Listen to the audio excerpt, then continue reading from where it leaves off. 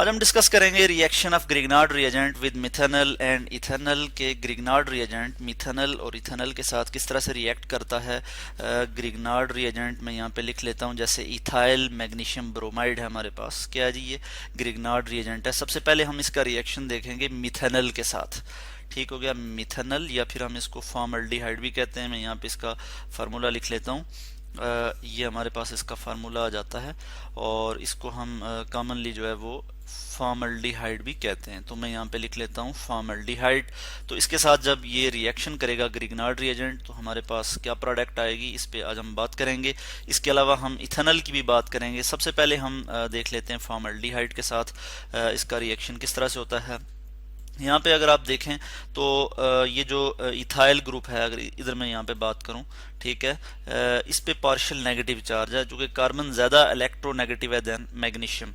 So it will attract shared pair of electron more closely towards itself. तो अपनी तरफ shared pair of electron को ज़्यादा attract करेगा कार्बन, ठीक है, यानी कार्बन मैग्नीशियम का जो बॉन्ड है इस केस में। तो इस पे पार्शियल नेगेटिव चार्ज आ जाएगा और मैग्नीशियम पे पार्शियल पॉजिटिव चार्ज आ जाएगा।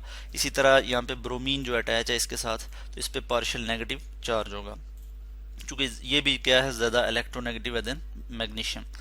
और इस केस में अगर हम देखें तो कार्बन से ज़्यादा इलेक्ट्रोनेगेटिव ऑक्सीजन है, तो ऑक्सीजन पे पार्शियल नेगेटिव चार्ज आ जाएगा और कार्बन पे पार्शियल पॉजिटिव चार्ज आ जाएगा। मैं इसको इस तरह से शो कर लेता हूँ, ठीक हो गया। यानी इस केस में कार्बन जो है वो इलेक्ट्रॉन डेफिशिएंट है और वो इलेक्ट्रोफिलिक है। सो क्या होगा कि यहाँ से ये जो इथाइल ग्रुप है, यानी ethyl magnesium bromide Grignard reagent जो है, इसमें ये जो ग्रुप है ये अटैक करेगा इस इलेक्ट्रॉन डेफिशिएंट कार्बन पे।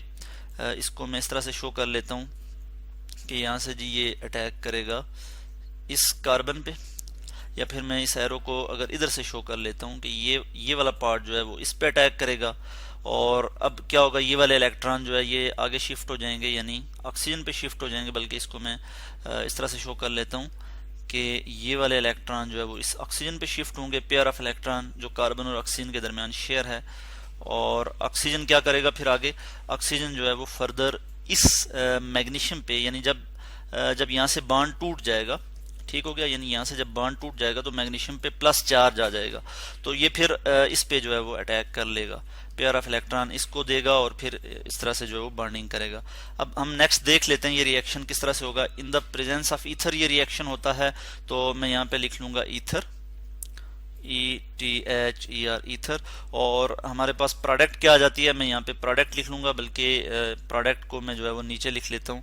इस तरह से हम लिख लेंगे यहाँ पे कि हम यहाँ पे लिखेंगे ईथर, ठीक है, एरो इस तरह से डाल लेंगे, यहाँ पे लिख लेते हैं ईथर की मौजूदगी में ये रिएक्शन हो रहा है। और हम यहाँ पे प्रोडक्ट लिख लेंगे, यानी यहाँ पे आ जाएगा CH3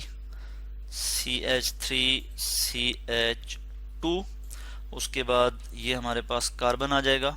इसको मैं ज़रा डिफरेंट कलर से शो कर लेता हूँ, ये कार्बन आ गया और ऑक्सीजन अब यहाँ पे O, और फिर ये सिंगल बॉन्ड है चूंकि ये वाला इलेक्ट्रॉन यहाँ पे शिफ्ट हो गए और उसके साथ ही ऑक्सीजन पे नेगेटिव चार्ज आ गया है। यहाँ पे मैं इसके इलेक्ट्रॉन जो है वो यहाँ पे इस तरह से शो कर लूँगा, ठीक हो गया। और फिर ये चूंकि मैग्नीशियम पे प्लस चार्ज आ जाएगा, कंप्लीटली प्लस चार्ज आ जाएगा जब यहाँ से बॉन्ड टूटेगा, तो यानी यहाँ से जब बॉन्ड टूटेगा तो कंप्लीटली इस पे प्लस चार्ज आ जाएगा, यानी यहाँ पे क्या बन जाएगा Mg प्लस और फिर Br, इस तरह से हमारे पास आ जाएगा।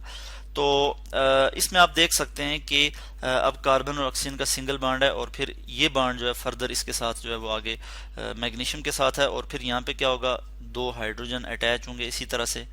ये आप देख सकते हैं जैसे कि इसके जो इस कार्बन के साथ दो हाइड्रोजन अटैच हैं, ये वो वाले हाइड्रोजन यहाँ पे मौजूद हैं, ठीक है। अब फर्दर क्या होगा कि इसकी जब हम हाइड्रोलिसिस करेंगे, ठीक है, वाटर की मौजूदगी में जब हम इसकी ब्रेक डाउन करेंगे और in the presence of dilute acid H3O positive, ठीक है, हाइड्रोनियम आयन जो है, या फिर हम इसको इस तरह से भी लिख सकते हैं, यहाँ पे सिंपली वाटर लिख सकते हैं H2O।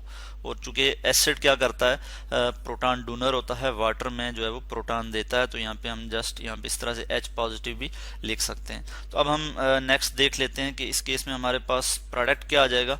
प्रोडक्ट हमारे पास आ जाएगी, बल्कि यहाँ पे क्या हो जाएगा कि OH आ जाएगा, यानी CH3 CH2 COH, ठीक हो गया, COH। और यहाँ पे H2 इसी तरह मैं लिख लूँगा, और प्लस हमारे पास प्रोडक्ट क्या आएगी जी, प्लस MgBrOH, MgBr, बल्कि इसको मैं ज़रा इस तरह से लिख लेता हूँ, MgBr, और फिर यहाँ पे आ जाएगा OH। ठीक है जी। तो इस तरह से ये हमारे पास प्रोडक्ट आ जाएगी, और ये इसको हम कहते हैं जी, अगर मैं इसकी नेमिंग करूं तो टोटल कितने कार्बन है, 3 कार्बन है, और इस कार्बन के साथ OH ग्रुप अटैच है, और इसको हम कहते हैं प्रोपेनॉल। चूंकि कार्बन पोजीशन 1 पे जो है वो हाइड्रोक्सिल ग्रुप अटैच है, जो कि फंक्शनल ग्रुप है अल्कोहल का, तो हम इसको कह देंगे 1 प्रोपेनॉल, 1 प्रोपेनॉल, PROPANOL, 1 प्रोपेनॉल हम इसको कह देते हैं, और ये प्राइमरी अल्कोहल है। इस केस में ये बात भी याद रहे कि जो फॉर्मल्डिहाइड है या फिर मिथेनल है, ठीक है, सिर्फ हम मिथेनल की अगर हम यहाँ पे बात करें तो मिथेनल का जब हम रिएक्शन करते हैं ग्रिग्नार्ड रिएजेंट के साथ, तो हमेशा हमें जो है वो प्राइमरी अल्कोहल हमारे प्रोडक्ट्स आती हैं, ठीक है, यानी प्राइमरी अल्कोहल की प्रिपरेशन होती है। जबकि उसके अलावा जो अल्डिहाइड हैं जैसे इथेनल है, प्रोपेनल है, उनसे फर्दर जो है हम हासिल करते हैं जी सेकेंडरी अल्कोहल।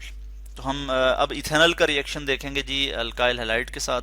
इसके लिए मैं यहाँ पे स्क्रॉल कर लेता हूँ, और यहाँ पे मैं लिख लेता हूँ ethyl magnesium bromide CH3CH2 MgBr। ठीक है जी, ये हमारे पास ग्रिग्नार्ड रिएजेंट है, और इसका हम रिएक्शन करने जा रहे हैं जी इथेनॉल के साथ। तो CH3C डबल बॉन्ड O, और यहाँ पे हम लिख लेंगे H। 2 कार्बन हैं, और इसमें जो फंक्शनल ग्रुप लगा है वो अल्डिहाइडिक फंक्शनल ग्रुप है, यानी CHO, और इस तरफ जो है वो मिथाइल ग्रुप अटैच है।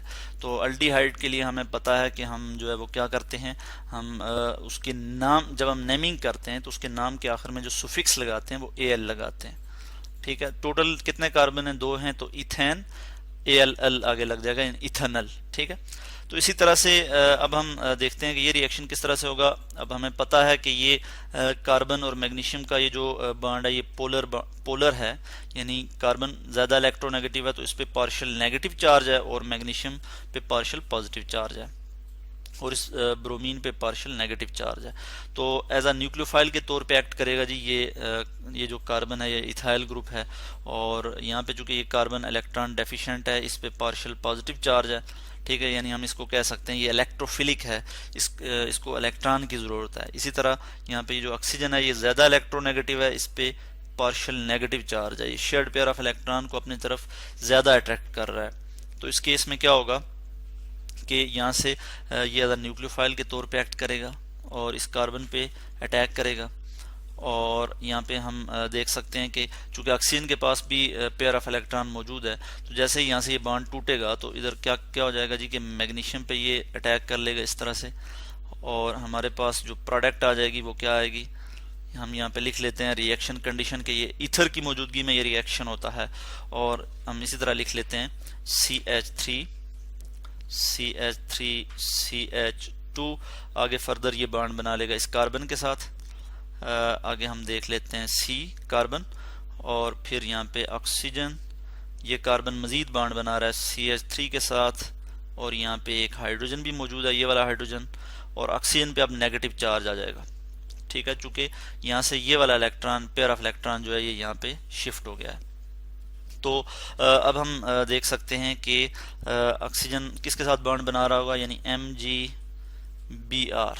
मैग्नीशियम पे चूंकि पॉजिटिव चार्ज है तो ये इसके साथ इस तरह से मौजूद होगा। फर्दर हम देखते हैं कि इसकी जब हम हाइड्रोलिसिस करेंगे, यानी वाटर की मौजूदगी में इसकी ब्रेक डाउन करेंगे, H2O, मैं यहाँ पे वाटर लिखूंगा, और हम कोई डाइल्यूट एसिड यूज़ करते हैं, HCl यूज़ कर सकते हैं। ठीक है, और डाइल्यूट HCl जो है यहाँ पे हम यूज़ कर सकते हैं। तो ये हमारे पास प्रोडक्ट क्या आ जाएगी कि यहाँ पे हम देख सकते हैं कि कुछ इस तरह किसी कंडीशन हो जाएगी हमारे पास कि CH3CH2COH, यहाँ पे मैं O ठीक करके लिख लूँगा, यानी OH, और इसी तरह से यहाँ पे आ जाएगा हमारे पास CH3, यहाँ पे एक हाइड्रोजन होगा। ठीक है, और इसको हम इसकी अगर हम नेमिंग करें तो हम किस तरह से नेमिंग कर सकते हैं इसकी, मैं यहाँ पे लिख लूँगा, चूँकि टोटल कितने कार्बन है 1 2 3 4, इस तरह से हमारे पास टोटल 4 कार्बन आ जाते हैं। और नंबरिंग हम वहाँ से करेंगे जहाँ से फंक्शनल ग्रुप को कम से कम नंबर मिलेगा। तो 1 के बाद पोजीशन 2 जो है, इधर फंक्शनल ग्रुप मौजूद है, तो हम कहेंगे 2 ब्यूटानोल, 2 ब्यूटानोल। ठीक है, ये हमारे पास आ जाएगी सेकेंडरी अल्कोहल, क्योंकि जिस कार्बन के साथ हाइड्रोक्सिल ग्रुप अटैच है वो मजीद 2 कार्बन के साथ जो है वो डायरेक्टली अटैच है।